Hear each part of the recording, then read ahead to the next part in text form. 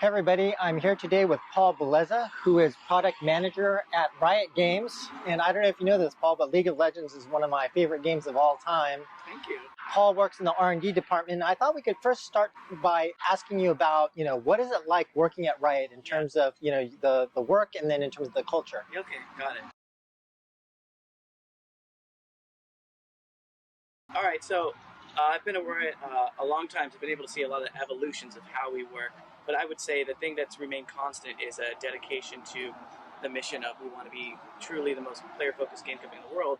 And what that means is all of our decisions are heavily weighted with that in mind. Everything we do, whether we're putting out a new character, we're putting out a new piece of content we want to sell, we go, all right, if we release this thing, what does it mean for the rest of the game, and what does it mean for the audience? Is it too much of a, for league terms, are we doing too many ADCs in a row? Are we not balancing out the support rules? So that level of thinking comes into everything we do, and that's been there since the start. So as a developer, that's pretty awesome because you're starting from a place where like we're trying to make the best experience for the player above all, and everything else, business value, monetization value, even like balance comes into play with that versus not. And so that's cool.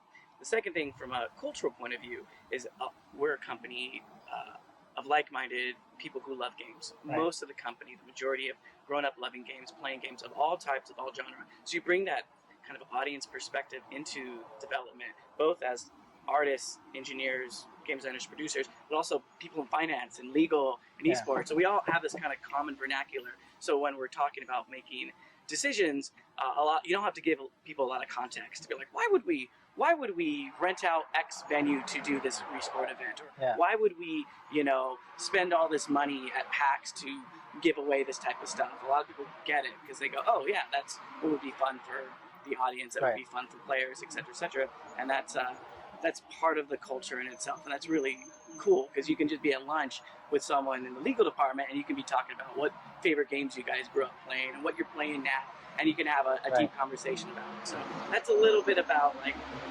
both the development and just how we are as a group of humans working together, and I think that's pretty fun. Yeah. And I know you've been at Riot since the really early days, and we can go into that later, but I thought maybe the other thing that it'd be great to hear about is a little bit more about the history of Riot. Could you talk about like how did it start, and just kind of the history? Yeah, okay. So Riot Games was founded in 2006 by Mark Merrill and Brendan Beck. They were both roommates at the time. They were both classmates from USC, and they were both, and they actually had met each other in high school, I believe, on some type of like leadership camp at some sort. They met each other when they were like 16, 17. So high school camp. They were high school camp, and they met each other, and they connected because they're both really into video games. And Mark is funny as a human because he was very much like an athletic, captain of the football team type of guy. But when you talk to him, he plays D&D and he plays video games hardcore, really into EverQuest. And it was the type of guy who'd be like, "You don't play D&D? Let me teach you how." Like he was that, like, let me get you into this. And Brandon was always just a cool, down-to-earth guy who loved video games. And in particular, they're all fellow Los Angelinos like me. So we have this kind of connection of growing up in the various gaming pockets of LA. And he came up living in the city and going to K-Town and playing games and PC bombs and playing StarCraft. So from a very early age, he was very much, let me go communally play games with groups of people. So that was the genesis of their relationship. And so after they graduated USC, after they went on to work in various business places, they decided, hey, it'd be rad, it would be really fun if we made a video game company together. And they talked about what types of games they would want to make, and they're like, well, we both want something competitive, we want something we can all play with our friends together. And they had been playing a lot of Dota at the time, and they're like, this game Dota is amazing. It's an amazing mod. Kind of reminds us of early CSGO back in the college days. There's something special, and as they did research, they realized how many people across the world were playing the mod. I think over 1 million to 2 million at the time. Like, this is something really, really special. There's something cool here. What if we could bring this to the public in a way that nobody else is taking advantage of? So that was kind of the genesis of what became League of Legends. Was like, why don't we take the standalone mod? Let's take this mod and see if we can make it standalone. And second, they had both been studying a lot of free-to-play games in the East, and in particular, they knew,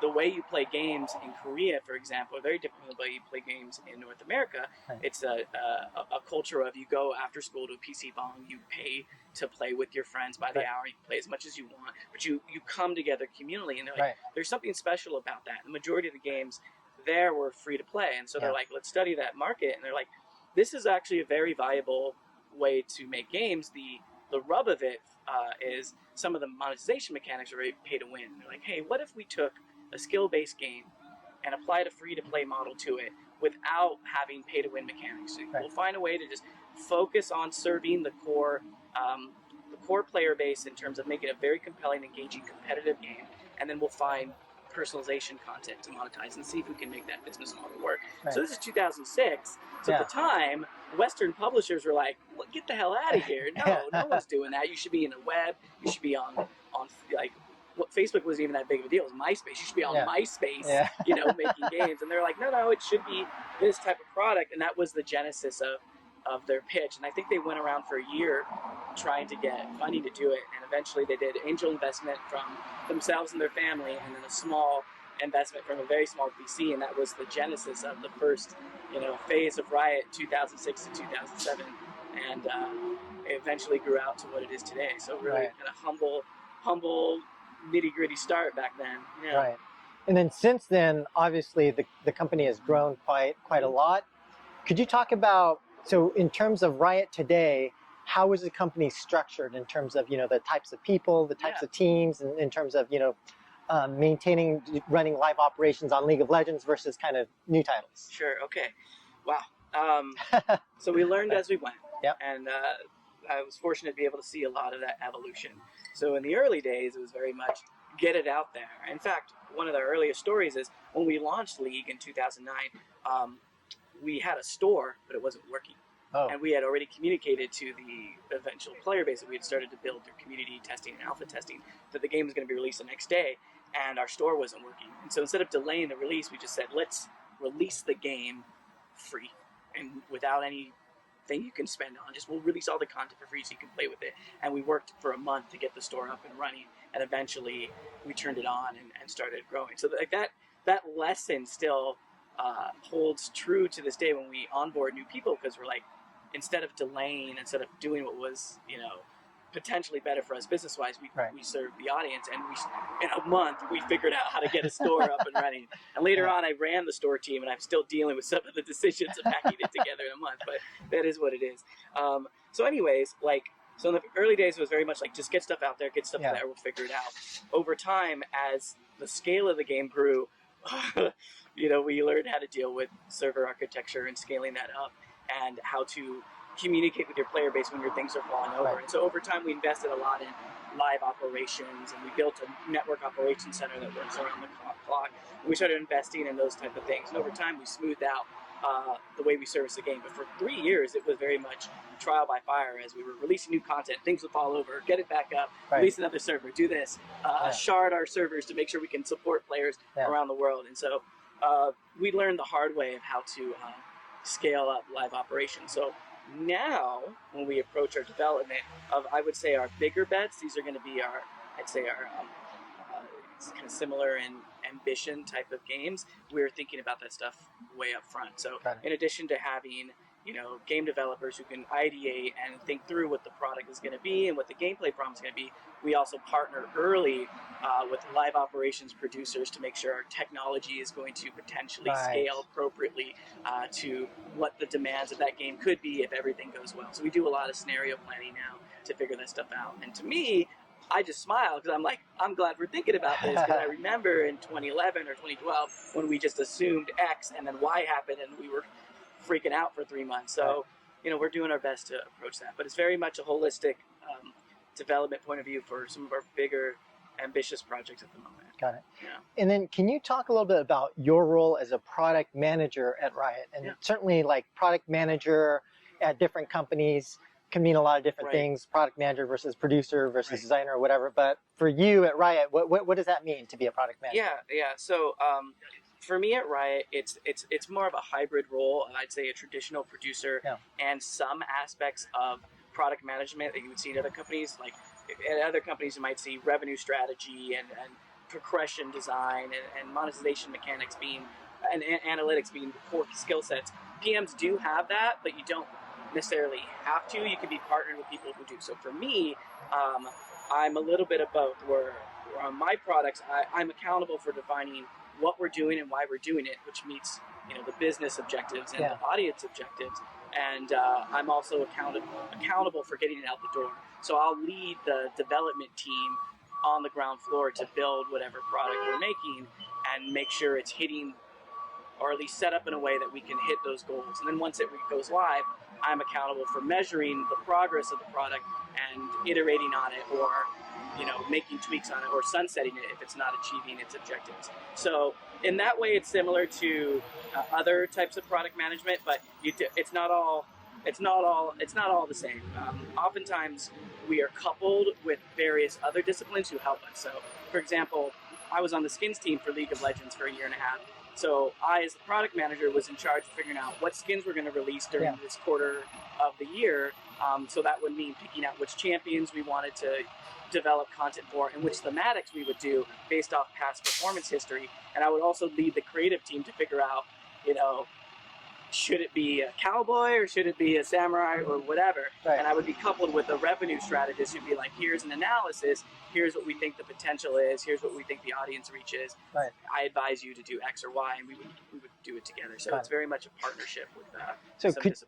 Could you talk about those other specific roles at Riot? So you mentioned like a revenue strategist. So what are like the other roles in terms of, do you also have a producer and a designer and a this or that, or what, if you can describe those other roles, that'd be great. Absolutely. So depending on the product, you might have a whole slate or you might have a few. But in general, some of the types of roles we have are product managers, like I just described. Yep. Revenue strategists, which used to be called e-commerce, but they're basically our monetization and business mechanics developers, and so they'll do the math, the spreadsheets. Yeah. Okay. Yeah. But I appreciate that, and I work closely with them, and I really like what they do. Insights, which are going to be your analytics folks, so they can either do qualitative research or quantitative research, and there's various flavors of insights folk, but mostly you get a researcher and you work together to prove out your thesis hypothesis, and you work together. So those are some of the roles there. There's also development managers, which is another flavor of producer. These are your more typical project management for software development roles. Yeah. The kind of what we say at Riot is a product manager should be able to do all the skill set of a development manager, but a dev manager doesn't need to necessarily do all the skill sets of a product manager. Okay. So they're pretty closely intertwined, and I've been partnered with a lot of great dev managers, and we see it as like a 50-50 partnership in all the way. We go, here's what I want to do as a product manager, here's why I think it's valuable, here's the right decision, here's what I believe the right decision to make, and the dev manager goes, okay, based off our resources, our timing, here's what we can support or not support, and we negotiate together. Got it. So the dev manager would be more responsible for interfacing with the engineers more directly and like managing the sort of backlog in terms of engineering? The team, exactly. So it's still a partnership, so the product manager is expected to be in those backlog grooming sessions, setting priorities, but the day-to-day operations of the team and the team health and the team culture, that is jointly held by the dev manager. The dev manager should lift more of that. Right. I've done both roles, so they're both synergistic when you have the right partnership. Got it. And what does your typical sort of day-to-day look like for you in your current role? Yeah. So I'm on an R&D team, so I'm working on a content team in R&D and a more exploratory team in R&D. So kind of wear two different roles within that. So on my content team is very much working with my development managers and my discipline leadership to look at the roadmap for the next 6-7 months of development and go, hey, we're trying to make X amount of content. This is the flavor of the content. Here's why I believe it's the right content to make for what product game we're trying to make. Disciplines, are you staffed appropriately? Is your team in a healthy mindset? Do they have everything they need to do to succeed, et cetera, et cetera? Do you need any clarity in the decision making for your team? For example, like if we're making this hypothetical, you're making a character, like, is it a more serious character? Is it a more gregarious character? And so how does an animation look for one of those? Like, it would be my job to make sure my animator understands, what we're going for, and they could lead the team to do it. So there's that layer. And then there's like the day-to-day running operations. And so I might attend to stand up every day to make sure the team has what they need for me and they have what they need to develop. But I do a lot of the high-level vision work, and then they work on executing it, and we review week to week together. So that's a typical day. Got it. A lot of meetings, a lot of emails. And then what skills do you think are required to be successful as a product manager in your role?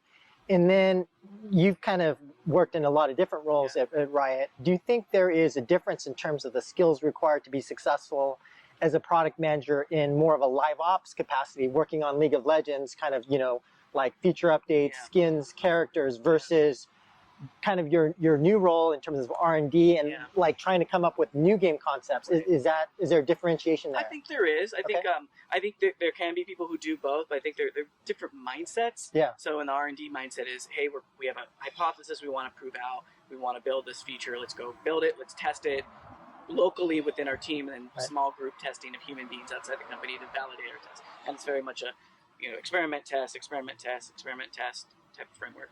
When you're in live ops, you do have some of that to agree, but you're live. So you have to look at what's out there and go, what is the community saying? What are the players saying? What are the behaviors of people saying based off our analytics? What decisions do we need to make? Should we tune a game design feature this way? Should we retune pricing for a set of products this way? I think when you're live, you have to have an iron resolve of information gathering to not be swayed by the whims of just your data or just what the community is saying. The League, for example, our Reddit presence is very large. It's very, very loud. And so as a product manager, I've seen some more junior or more new to live ops development people look at Reddit and be like, we need to make a change. Oh, they hate it. And what I've learned in my experience is Reddit is a point of view. Mostly represented by this group of humans in the West. Here, what they may be saying may be directionally accurate. Let us take a look. Let us engage. But we don't need to. Like quick pivot just because some people have said a certain thing. So I think you need to have this mindset of like, let's wait and see. Let's give it a week, give it 2 weeks, give it 3 weeks before you decide to make a change. And sometimes you may find that the voice of the community is loud and right, and you can see enough across all the different sources of information to make a change. And other times you may see that it will pass with the right context. So that's another part of Riot that's actually, I think, is special, is everyone is encouraged to speak to the community directly, regardless of your position. You don't have to go to a publishing team to be like, tell them this. You can, as a product manager, get on Reddit or get on boards, be like, hey, everyone, here's what we're going for. We hear your feedback. Here's what we're thinking, but let us know. And that's part of the job too. So you have to have a proactiveness to jump in and discuss things with your audience directly. So those are some of the things I think differentiate the mindsets. And League has been around for a really long time, super successful, one of the most successful games of all time. But one of the big questions I think with respect to Riot, just given how much love there is for League, is when's the next big game going to be coming out? In terms of, can you talk about in terms of like new game development, like what's the current thinking at Riot, and is there sort of a plan? And we can talk about TFT in a second, but just generally speaking. Yeah, so I think it's not a secret that we've been wanting to put the S in Riot Games for many years. And if you've been following the community for years, there's been starts, right? We've canceled some things, some of which the community knows about because there's been leaks. Like a long time ago, we were exploring a type of card game for a while, and it didn't come out, right? But the point is, what we try to do is look at the opportunities that we think will serve our audience, and we as people who love games too, we have our point of view of what we think we should make or not make. And what we now do, I'd say much more rigorously, is we try to validate our gut. And so we'll start up an R&D project. We have an R&D pipeline now where a team of humans can pitch a game based off like these parameters that we're looking for. And it's on them to do the due diligence to say, hey, here's what we think the opportunity is. Here's what we think the twist in gameplay is. Here's what we think our capability to do it is. We would like to fund an X amount prototype. And they go through this process now. And using that, we're being much more deliberate about what we fund. There are products that have been in development for a long time. Some may see the light of day, some may not. But those have been very much guided by, hey, what do we think serves our type of, the type of games we make? What is a type of Riot game? For us, I think deeply skill-based, potentially competitive, things that have great social hooks to play with your friends, because that's a lot of what League does. And so we've had some good good results on that, and Yeah. I look forward to what we do, whether they come out like the project I'm on. I want it to come out. Yeah. We'll see. And some of them don't make it because it just doesn't. It doesn't make the light of day. And I think if you look at League, you can see us experimenting. We've done a lot of stuff with game modes in particular that kind of test the waters of like what we think the appetite is for certain mechanics, and we use that information to inform other R&D products. So the net of what you asked is, yes, there are other games. Will they come out? I hope so. I really want one. I've been waiting for one for years, and I'm not gonna lie. You know, I'm impatient, and I've been there a really effing long time. But I trust in the people doing what they're doing, and I say stay tuned because it ain't over yet. Right. Yeah. And speaking of new games, I wanted to talk to you more about Teamfight Tactics. And so, you know, I believe the original mod on Dota 2 came out in like January, February, and it's like, it's already out. It's like so fast. Can you talk about, so how did, like, if you can tell us a little bit about the inside story of, you know, what was the thinking behind Teamfight Tactics and how did it come out so fast? So I can do them as much inside baseball as I'm safe to say. Okay. So in January this year, the Dota 2 auto chess game came out, and a lot of people from insights and game design in particular on League of Legends were playing it, and they're like, wow, this game is really awesome. It's really special. And they were at the same time paying attention, I believe, to just some of the patterns you can see from Steam data of like, wow, Dota 2 numbers are really good right now. Like, oh, I wonder if it's auto chess related, and the hypothesis was it probably was. And as they continued to play, they're like, well, it makes a lot of sense. This game is really fun, really deep, has a lot of breadth. There's a lot of, you know, takes advantage of like a lot of the kind of the thematics and the combinatory aspects that you can gain from just playing Dota and items and whatever. They're like, wow, this is special. And so I think a small group of rioters were like, hey, you know what? Why don't we try to prototype with this in League? Let's see what we can do. So at this point, it's some history. It's been hard for us to prototype games within League because of our tool set. All of our tools are proprietary. Someone who's worked on the game for a long time, if you wanted to get like a piece of art on the map changed, it's really difficult, or at least it was a few years ago, because everything was kind of custom and manually put together. So over the years, we've evolved our tools to better facilitate creating new maps and changing up gameplay. We've invested a lot in that over the course of our in-game events for the past few years. So we've done things related to the Star Guardian skin line. We did an Odyssey event last year. We literally made game modes. So building those tools for those game modes gave the game designers enough like options to be like, hey, I think we can hack something together quickly that's inspired by auto chess, and they did. And they showed it to a small group of leaders on League of Legends, and the leaders were like, from what I understand, this is pretty awesome. Why don't we get a small group? You guys continue working, and if it becomes something that we really think will meet audience needs, we can try it as a game mode within League of Legends, because we do game modes all the time. We had Nexus Bliss last year, which was like a wild interpretation of Summoner's Rift that had all sorts of weird mechanics. So this is not something we don't not do. We definitely experiment. And so there was enough momentum behind it and enough expertise that had been built over the few years that they were able to put something together quickly and then show, hey, this might actually be really fun. So they put a bigger team behind it, and that's how it kind of manifested over the course of the few months. Got it. Yeah, I think it was 3 months they went from idea to at the door, which for us, that's bananas. Like we made events that would take 6 or 7 months for us to get the game modes and the scripting of the content all in the right place. But we've gained some capability, and we're able to utilize that right idea, right time, right group to bring it to players. Yeah, that's awesome. And when I look at some of the Twitch numbers, it seems like, you know, TFT has just been skyrocketing, right? It's been doing really well. Were people at Riot kind of surprised by just how well it's been embraced by the community? I think we've been really humbled. Okay. I don't think,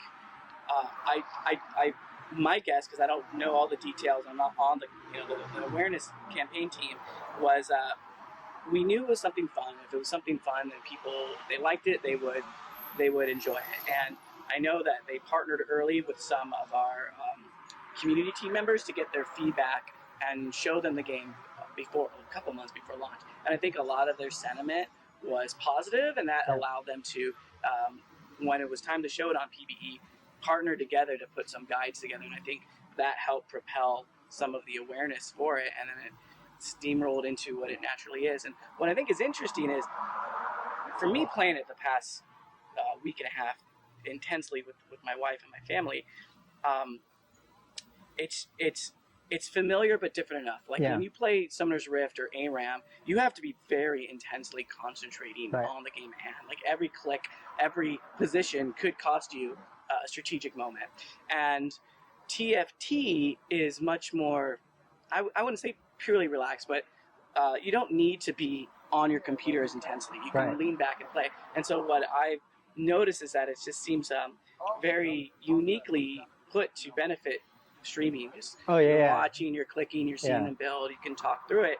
And I think that natural fit in that different type of gameplay has helped with that indeed. So the net of it is I don't think we expected it, but I think we had an inclination based off how good the internal feedback and the small group of people saw it, and it seems like people enjoy it. So we're happy. We're really happy and hoping it will be real. Like I remember when we saw the numbers, like people on the Slack channel were like, "Oh my God, this is amazing! Like, Yeah. This is awesome!" So Right. it was a cool moment. So shifting gears a little bit, you've been at Riot for a long time. Just kind of moving forward, if you're to look into the future, what do you think are kind of emerging trends or changes that will be coming to Riot, maybe from an organizational perspective or from the perspective of a product manager and what that role means at Riot, or even from a product perspective? Yeah, I think what we will see in terms of trends is we're going to continue to pay attention, most importantly, to where the players are, Yeah. and we're going to be where they are. So, for example, a lot of people have asked, Team Fight Tactics, is it going to come out on mobile? And the answer is maybe. You know, Okay. like for me, I want it on mobile Yeah. because I would much rather be able to sit on my couch and do that. And players are asking for it, and I think in the past we may have been more hesitant about even entertaining that because of the old school ideas like no games, the games are on the PC or games are on the console. Yeah. But you're seeing groups of humans all around the world going, no, I play where I can on what I want. And given that, I think we are opening our eyes to be like, look, we need to meet the players where they are. So that could mean a world where we'll invest in it. I'm not saying we are, but we would look at TFT on mobile or other games on mobile, for example. And then if you look at the long term, you're like, how are people going to be changing the way they play games? If you look at streaming technology, should we be thinking about like what types of games work for that? I think we're open to all those stuff. Like, for example, when VR was hot, it still is hot, but when it was really hot, we had people jumping on that going, let's try to prototype experiences. So we always keep that stuff in mind. Yeah. And I think it's on us as product and game developers to be like, look, what serves the audience best? Where are they and what type of experience should we do? And we should be moving fast. And TFT, I think, is an example of let's capitalize on something we know is fun, we know we can pull off, we know we can get there and create our own spin on it quickly, inspired by the original game, but we find our own twist on it, and we're able to move fast. So I think we're going to continue to do that because we're investing in the capability to move much faster, and we're hiring a lot more people with expertise in like managing growth and managing how to tune your audience needs accordingly, and using much more data-informed processes to like see how we can exponentially make games better versus just relying on our gut, which is kind of an old school system. So I just have one last question for you. Just in terms of your history at Riot, I thought it was super interesting, and you've been there since like almost the very beginning. So I was wondering if you could just talk to us about your story, how you got connected to Riot, and just your history there. Okay, so many years ago, I was a high school teacher, and I flipped out, and I decided I love teaching and I love education, but my true love is video games, and I need to enter the game industry. Long story short, started off at retail, eventually got a QA job, and decided I wanted to go back to school for game design and game development. This was 2005. So at the time, there wasn't a lot of video game schools. There's usually, remember those commercials for like these video game schools were like, oh, polish the graphics on level 3, like all this kind of like whimsy about what game development are, and I knew those not to be reality. So I went to USC because I had a new graduate program in game design, and had some funding from EA to do some experimental game stuff. So I went there, started meeting like-minded developers, and eventually would realize, you know what, I can, with this like-minded group of student developers, I can meet industry vets because they would come in and talk to us and see if I can get an internship at a studio. So that was like my end goal, get an internship at a studio using the connections at the school and through my school friends. Eventually, a friend and I were both fighting for an internship at Pandemic back in West LA back in 2007, and my friend got the job, and I was happy for him, but I was sad for me because I wanted to work on Mercenaries. That's what they were working on, and in a day of like pure determination and sadness, I just went on Craigslist and I went with the mindset, I will apply for any job that I could see at a game company in LA. Like, I don't care how small it is, I'll do it. So there was an office manager position open for a startup video game company in West LA, and I sent in an email expressing interest, and I got an email back by a guy named Mark Merrill, who was a USC alum. So we saw that I went to USC. He's like, hey, USC, and that was nice. And he asked me to come in for an interview, and he told me the company name was Riot Games, and they were starting out, and they're describing in the interview on site. It was a very small office, very humble. There was only like 5 or 6 people, no, definitely 4 people at that time. He was like, they were describing the game and the opportunity, and I was like, hey, that game sounds a lot like Dota, and that model sounds a lot like Gunbound, which was the game I was playing at the time. It was like a free-to-play Worms clone. I'm like, you're gonna take some of the free-to-play opportunity of a game like Gunbound or some of the Nexon games with a game like Dota and find your own version of that. They're like, yeah. I'm like, that sounds amazing. And so they're like, awesome. And they were just surprised that another person saw the opportunity right there without a lot of context, because we're all like-minded video game players. So they're like, well, would you like an internship? And I'm like, hell yeah, I'll take an internship. So I became Riot's first intern in September of 2006. And so my job was, help out with whatever needed help on. But they were like, hey, we need help kind of concepting some of our champions for this game. Would you be willing to pair with our game designer and do that? I'm like, of course, this is my dream. So I got to help out on everything in the earliest days of League, and it was wild. Wow. Yeah, man. So just Craigslist hustle. Yeah. Yeah, and it's also just an interesting story of how, the initial disappointment actually led to a much better outcome for you. So at the end of the day, if I wasn't motivated to keep looking based off the rejection, I would have never found the opportunity. So I'm thankful. All right. Well, great. Well, Paul, thank you very much for your time. Sure. You've got a great story, and obviously, everyone knows and loves Riot, or most of the world does. Thank you. So thank you very much for your time. Thanks, Joseph. Appreciate it.